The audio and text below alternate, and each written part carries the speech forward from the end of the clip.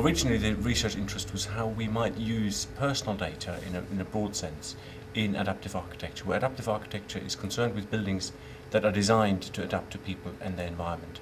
And we've since then focused on physiological data particularly. And this prototype is driven by the respiration of its inhabitant.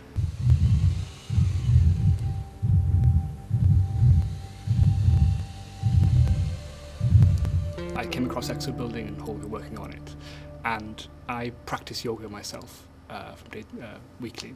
And when I saw that ExoBuilding was driven by the breath, I naturally made a link between those two sort of activities, because yoga is heavily reliant on the breath. I'm trying to find out more about how the human body relates to architecture. And the technology that we use here, for example, this kind of biofeedback kit, allows us to match the human body to an architectural environment.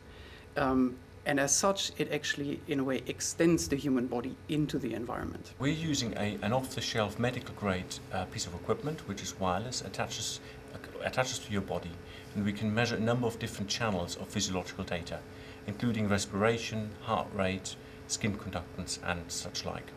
And this data is taken from your body itself and streamed wirelessly to a computer that sits next to it. And the data there is manipulated and used to drive the engines of the mechanism. So in this case here we have two participants. We're collecting two feeds. We have ECG and heart rate at the top, and we also have respiration here and here for each participant, and we are making a comparison between the two of them, so we can create a value which tells us how closely they are matched.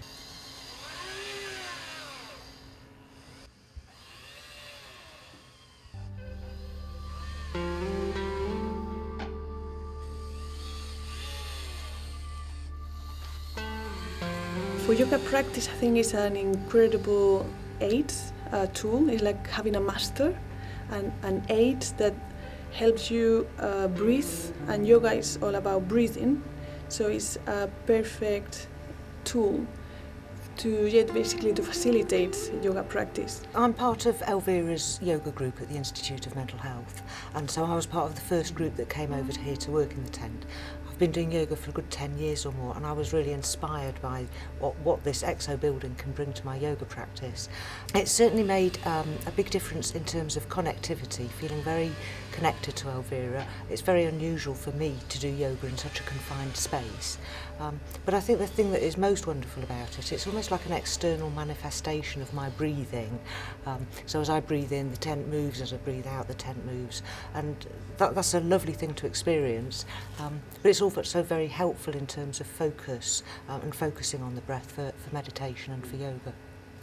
So one of the interesting things about this project is that it brings a level of objectivity, a sort of science to yoga, which is quite contrasting to what it is usually. It's a very spiritual practice, so it's science meets spirituality, and a whole host of interesting things can happen there, both good and bad actually. So it's a great research avenue. This is a biofeedback device in the broadest sense, as a biofeedback environment, and it might be helping people to relax. It might also have applications in areas like martial arts, singing. Everywhere where breathing is important. I think that's the obvious applications.